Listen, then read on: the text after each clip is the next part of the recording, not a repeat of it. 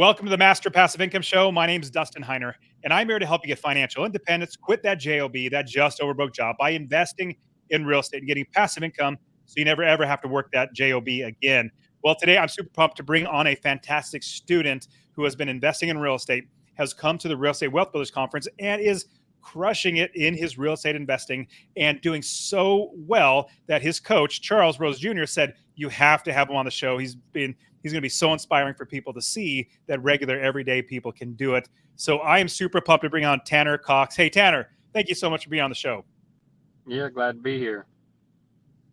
Man, this is so cool to have you on the show now. Well, first, I want to know, you live in Ohio. You also invest. What got you started investing in real estate?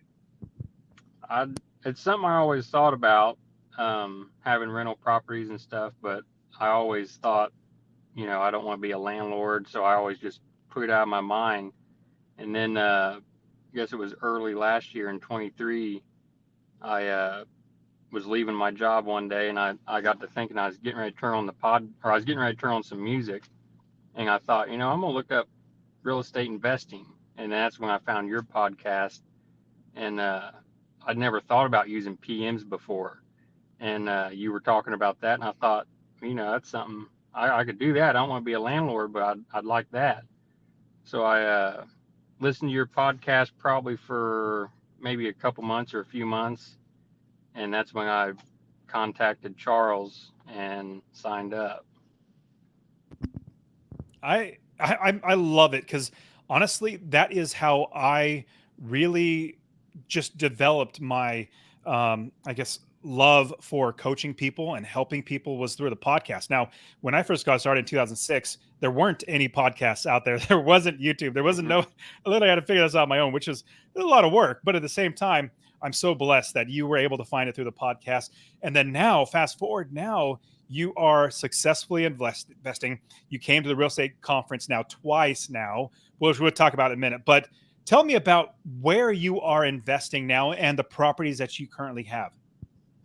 Right now, when I got to the part in the course where I was starting to look at where to invest, I, I'll I see myself in the future investing out of state, even though I'm doing local now. But I started looking. I'm in Cincinnati, Ohio. I started looking up in Cleveland and looked there for a while. Found a PM and a realtor, but I ended up coming down to local to me in Dayton and Cincinnati and looking.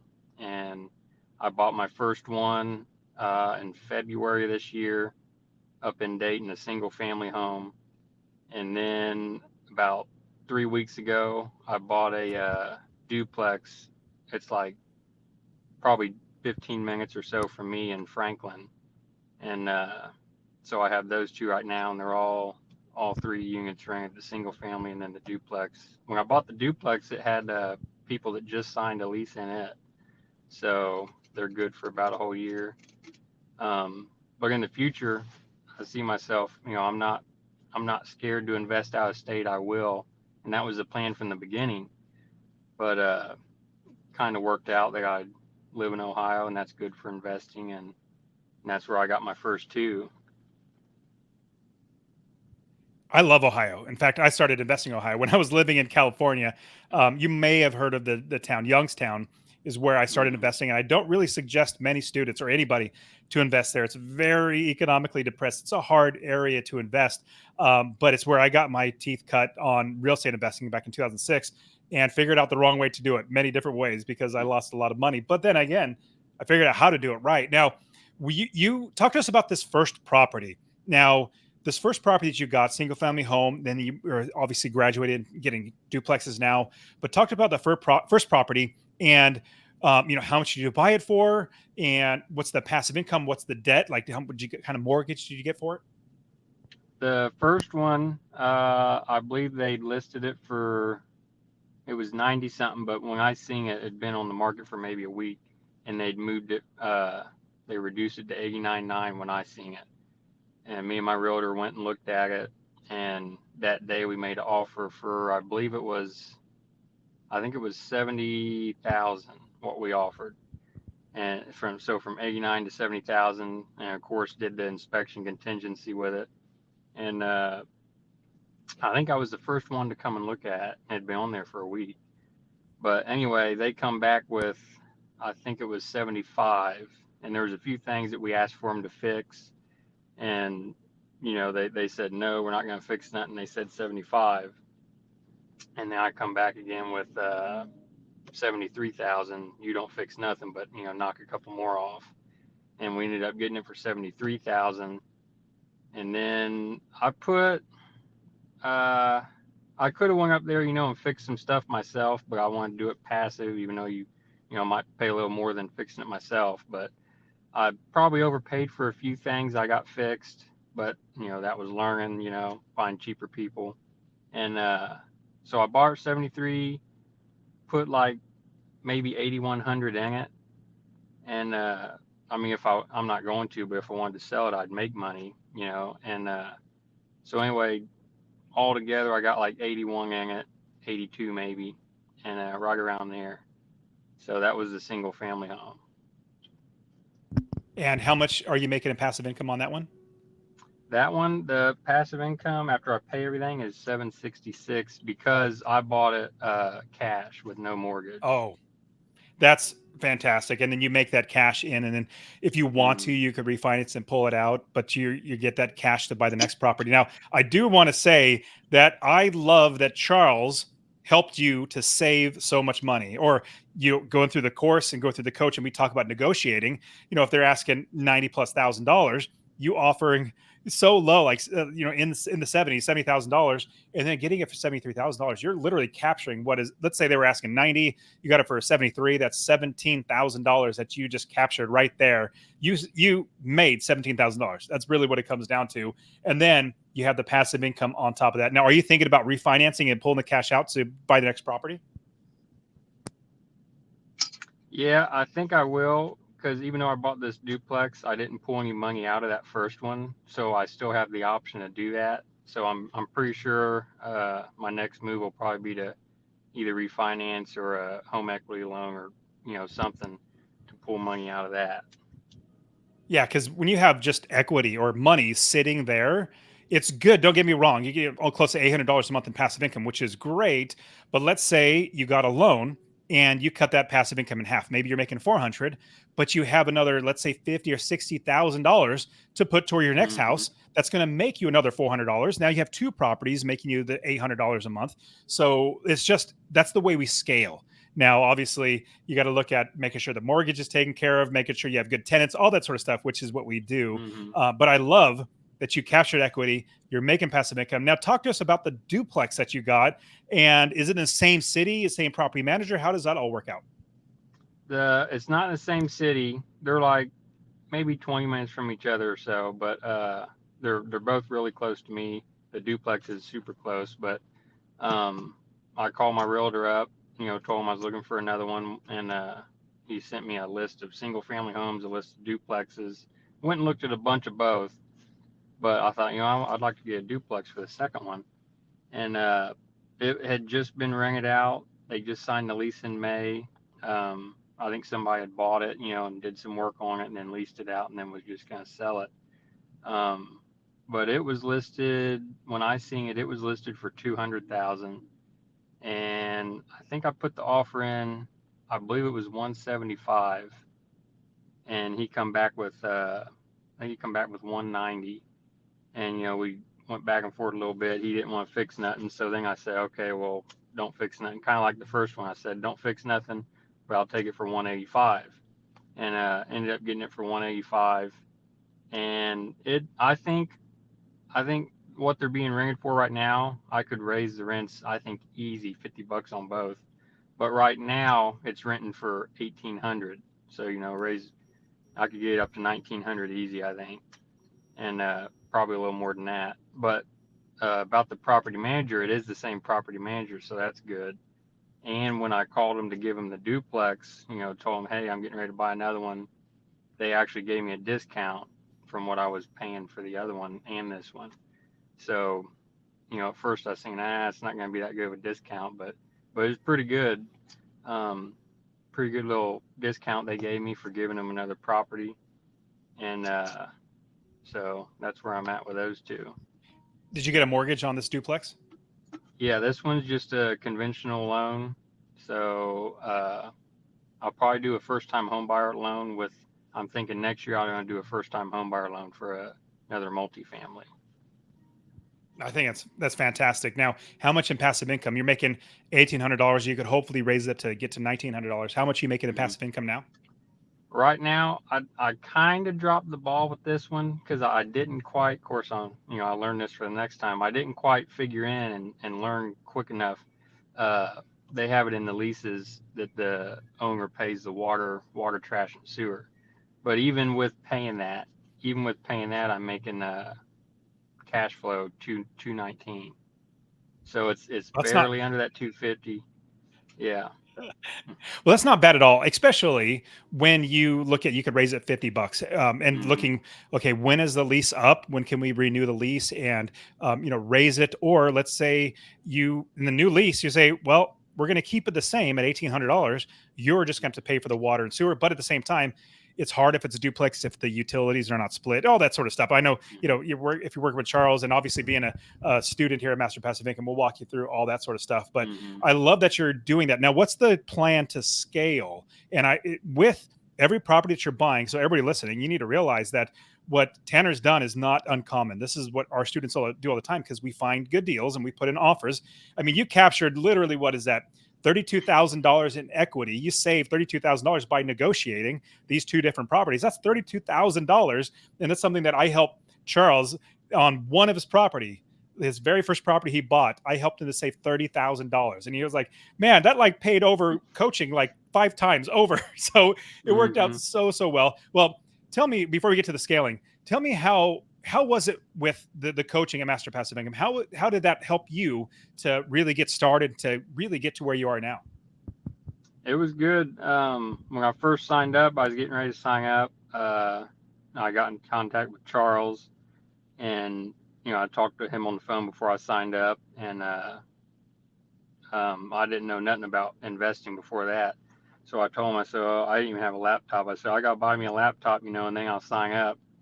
And so he said, told me about the conference out there in Phoenix. So as soon as I signed up, then the conference was like right after I signed up, just about. So I went out there to the conference, and that was good. Talking with everybody and getting you in that mindset, kind of. And then the coaching, the one-on-one calls, it was all pretty good.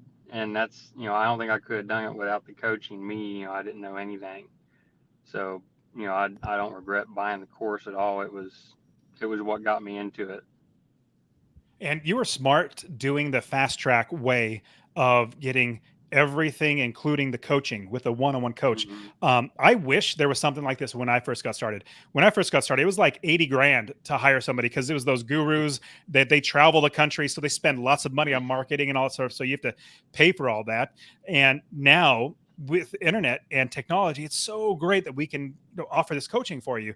Now, I love that. Now, talk to me about you now scaling your business because if you did refinance the first one, pull that cash out, buy the next property, making sure that one cash flows as well as pay the mortgage on this first property. Like, talk to me about your scaling and what you're going to be doing next.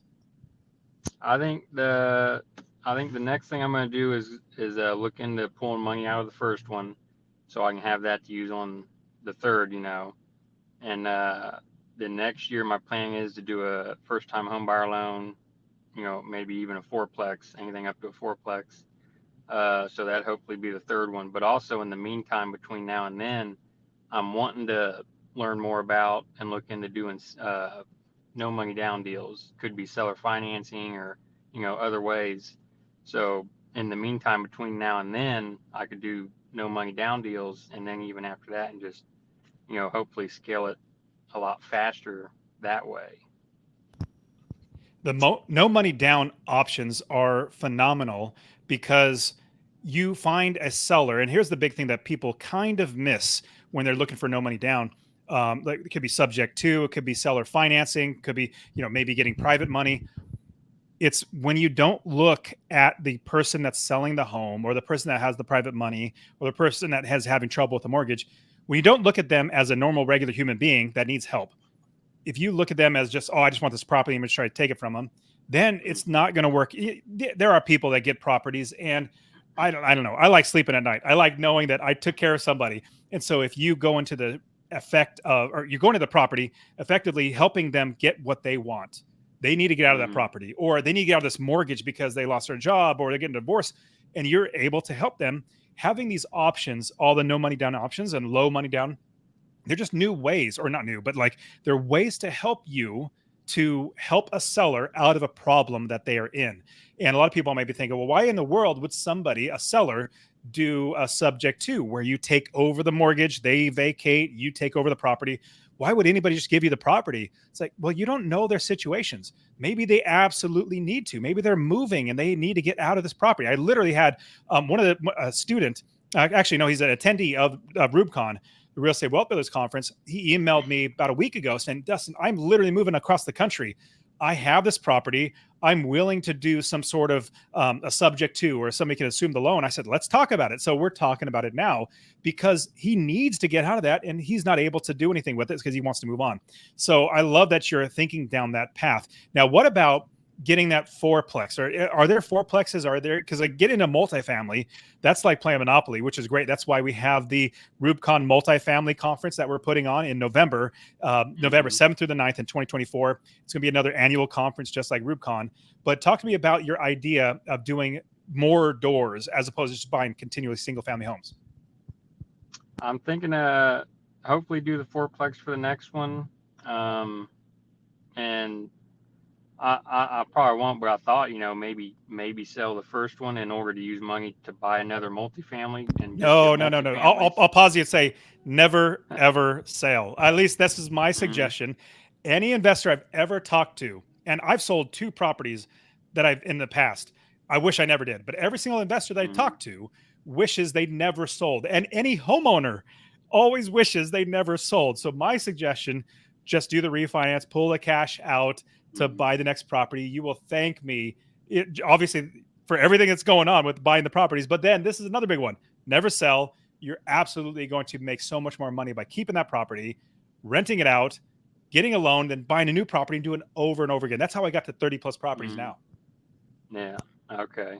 Um, yeah, I'm thinking hopefully do the fourplex, uh, and then no money down deals. But hopefully with the money I get on these, I can just save up and use it on the next one, and then of course pull money out of the first one. Don't sell it. I love it. I love it. Now, are you looking to do out of state or how are you going to continually grow inside of Ohio? I think I'll look around here because it seems pretty good so far. So I'll try to stay local if I can. If it's good here and I live here, why not? But I mean, I still have the PM. I'm still gonna keep it passive and not wanting to go. I don't even want to go to cut the grass or do anything. I want to keep it as passive as I can, even though I'm live right by them. But uh, yeah, in the future, I'll do out of state. I'm not afraid to go do the out of state investing. That was my plan originally before I started buying here. So. That's great. I definitely, after I got to about 10 properties in one city, I started feeling like I got a lot of eggs in one basket. Let me see if I can then Hmm. branch out. And every investor is going to be different. They might feel after 4, they might, oh, it's time to move on. You're going to know which one's time for you. Now, what Hmm. lessons have you learned? Like, can you think of a big lesson that you learned? I remember you mentioned one of them a little bit earlier, but anything else that we as the listeners can think, okay, this is what Tanner went through. Let me watch out for this. Uh, I'd say I've been meaning to write some of these down so I have a list of things that I learned, so I don't do it again. But the main things that come to mind is when your property manager gets you estimates and stuff, don't be afraid to call and get your own people. Like I found, my own handyman and probably saved, they got me an estimate for something on the first property from, I mean, it was a big name company. I thought, if I was managing it myself, I wouldn't be having these big name companies do it. So I got, on Google and did some Googling, and I probably saved, I think it was about 12 or 1300 bucks or so, from using this other guy. And he does good work. I got him doing work on the duplex too. So both my properties I use him. So don't be afraid to call and get your own estimates, and then you can call your PM and say, hey, use this guy. Uh, so that's something. And then the next thing, the first house I had, the single family, I think I had the rents too high on that when I first listed. I was trying to squeeze more out of it, and it took a little bit to rent out. I think I was trying to set it too high, and but in the meantime, the I was having the yard cut, but the bushes and everything started growing up a little bit. So I was keeping the yard in check, except for the bushes and the weeds and all that. So then when I got ready to get somebody in there, my PM did a final inspection, just to make sure it was ready for the tenant. And they sent me some pictures. I'm like, man, I don't want to give it to the tenant, growed up weeds and bushes and stuff. So I paid to have somebody go and cut all that back and get rid of the weeds. So I thought, next time if I have one that I got up for rent, and I think it might be a little bit, hopefully not, but if I think it might sit for a little bit while I'm trying to get somebody, have the grass done, have the weeds maintained, the bushes and everything, and that would probably save you money in the long run instead of paying like I did to have it done, right at the end before the tank gets in there. And I'll give you so one that's little idea. So hold your train of thought. I'll give you one idea too to add to that and what I've seen. Okay, so if the property is not rented for over a month, and that's a whole month of rent you didn't collect, that's a lot of money. Let's say you're making $1,000 a month in rent. Well, that's $1,000, and if you're trying to squeeze out an extra $50, like I want 1,050. Well, if you know that 950, $100 less is actually going to get it rented really fast, well, you're still paying for the floor, or sorry, floor, the grass and the bushes. You're paying for all that. That might be $50 or $100 a month. That's come out of your pocket. Plus, it's not rented. Let's say it doesn't go rented for 2 months. That's $2,000 out of your pocket from not being rented. So for me, I start thinking, all the carrying costs. Do I want to carry this house for an extra month to try to get this little bit of extra money? So I look at trying to keep it lower. But that's another idea, like you said, was, do I want to make sure it's already all done so I don't have this huge bill at the end? So these are all fantastic lessons that you have. Now, with your growing and scaling of your business, what is the next path for you with coming to any events? Are you going to be coming to the multifamily event? What about REWBCON? Because I know you came in to Phoenix as well as St. Louis next year, but it'd be great to hang out with you again. That's how we got to know we both hunt and everything. Yeah. I seen where he's having the multifamily one coming up. I don't know if I'll be able to make that with work. I don't know if I'd be able to make two of them a year, but I'll probably be at the next one for next year, the normal REWBCON in St. Louis again. I'll probably be able to make that one. And then I found out I've been going, like you said, find the local meetings and stuff. So I found a local meeting here. It's like maybe 10 minutes from my house. And so I've been going there the last couple months. And I learned from a older guy there that there's maybe 20 minutes from me at a big amusement park. They have a meeting there once a year, and he said it's really big. I'm not sure what the name of it is, but it's coming up here in September. So, and just going to this local meeting here, stuff like that, you learn, you get connections, you learn so much. We had one meeting, the last one. I said, who's the speaker going to be tonight? And they said, oh, we're not going to have a speaker. It's just networking. So, we just sit there and just talk. And, you learn a lot just sitting and talking to people like that, just like out there at your conferences and the REWBCONs, in the hallways, just talking to people, you learn a lot. So I'm gonna start going to those local meetings, and the one coming up here in September that guy told me about. But it is pretty important to go to the local meetings and network with people. Especially since you are investing in that city, in that area. I mean, that's even better, more reason why you go to the local ones in your area. But just in general, going to the local ones, just getting around other investors.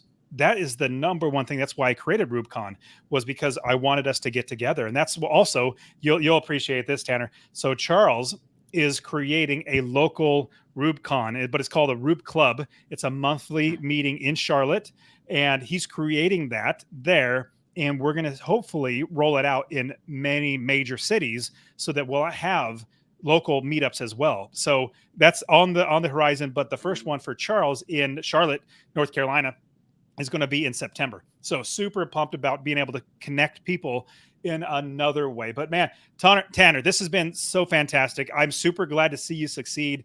Great to hang out with you again. Obviously, you and I get to hang out at REWBCON, and so it's so cool to meet somebody that is like minded, that wants to invest in real estate, and see you succeed. Man, I really appreciate you coming on the show.